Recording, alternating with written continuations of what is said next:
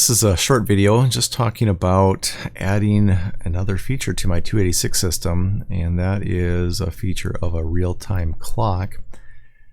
I'm looking at a couple of options, and I have parts in hand for either of the options that I'm going to show here. The first is a more traditional approach with this chip. It's a Motorola MC146818, and it is a real-time clock plus RAM. And it seems like some of the older x86s, 8086s, maybe the 286s would have used this as the real-time clock. And the basics as far as connecting it from the datasheet for Motorola, they show connecting to a competitor processor, and that's what this diagram is showing. And most of this seems pretty straightforward, so I have decoding that I would do, and I would do that in my PSOC. I can send an interrupt out of this. There's a read-write and an address latch enable signal that need to be fed into it, and those I already have available on my system. And then there's address and data, which are multiplexed onto the same pins. And I suppose on some of these older processors, I believe the 8086 was that way too, that you had some of that multiplexing going on. I know when I worked with the 65816, there was a little bit of that multiplexing. And it looks like here, this real-time clock is expecting that you're going to have both data and address on the same pins and have to multiplex and basically use the other signals there to indicate when it should be on address or when it should be on data. At least that's how I understand this so far.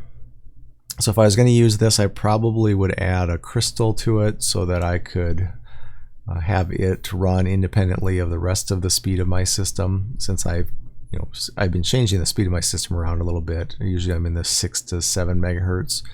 Maybe at some point I can get to 8 megahertz. But I don't know if I have a nice 4.19 or a 1.04 frequency available on my system the way it sits. And with that, I might just then add a 32.768 kilohertz crystal like they show here. You can go with any of those three options, it looks like, with this real-time clock. And then I'd probably have to add a pair of transceivers, I'm assuming. I would have to put more thought into this, but I'd probably have to run my 8 address lines into one transceiver. I'd have to run my data lines into another transceiver, and then depending on if I should be having address or data at the real-time clock, I would enable one of the two transceivers. So only one or the other would be active at a time, giving the real-time clock access to the appropriate address or data signals. I can't say that I like multiplexed setups, and 65816 had some of that, and I didn't care for that a whole lot. So this isn't overly appetizing, I guess, as I look at this. I think I can do it, but I'll have minimally 3 chips here then, I think. I'll have the real-time clock and then 2 additional transceivers to support this. Another option I could do though instead of this, and this is what I'm leaning towards, is this chip instead. This is a real-time clock. It has the crystal integrated in it. It has some memory, a very small amount of memory in it, along just like the previous real-time clock from Motorola also had a little bit of memory that I could use. And with both of these, they have an external battery that you would apply power so that it retains things like current clock information. Now the nice thing about this one, it comes in a package that might look like this, and you can see it's a 20-pin dip type or a surface mount type of chip.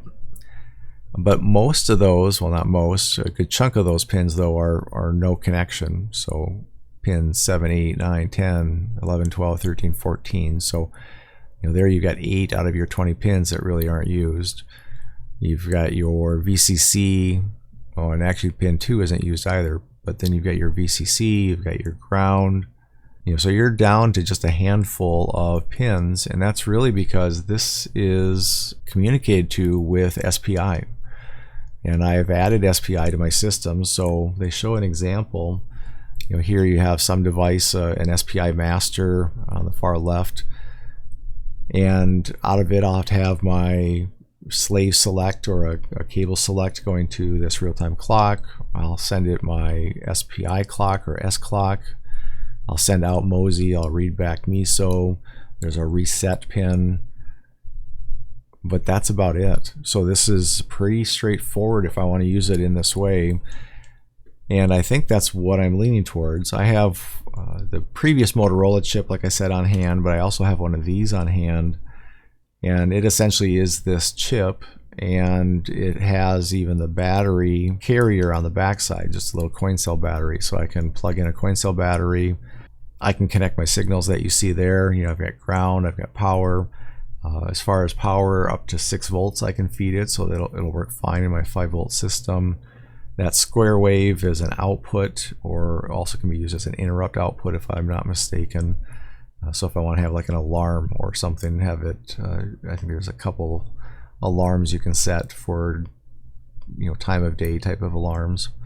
But I feed in the clock, I feed in the Mosey, I feed in the select. Here's the data sheet for that. And maybe I can just kind of flip through this for a second. If I jump down, you know, they do get in and show, of course, what the SPI starts to look like. And for the most part, this is quite simple as I'm looking at it. And so here they're giving details on the SPI. If I want to write a byte, I just need to drop my chip select low. I send it my clocks. I send it basically 8 bits that include whether I'm going to read or write, and then an address basically of a register, and then what the value is that I'm going to write to that register. If I'm going to read back, same thing. Am I reading, writing? So in this case I'd be reading. So that looks like that'd be an active low for read. So this first bit would come in as a low instead of a high, which it would have been up here. I give it 7 bits that further define what it is I'm going to try to connect to or read from. And then I'll get back on my MISO line those 8 data bits. So as far as SPI, this seems really simple and straightforward. I say that until I, of course, have to make it work, but I think it looks like it's going to be pretty easy to use. And then if I go up further, they'll talk about what are the different registers essentially that I can use, and what can I do with those registers.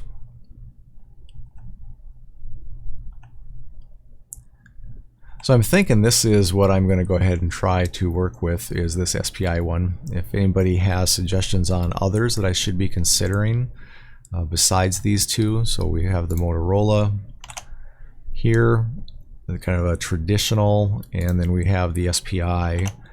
And I know the SPI probably would not have been a normal real-time clock back in the day of the 286.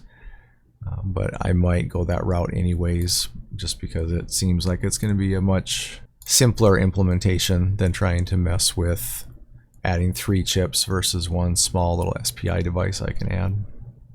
But look for feedback. Any opinions there, let me know.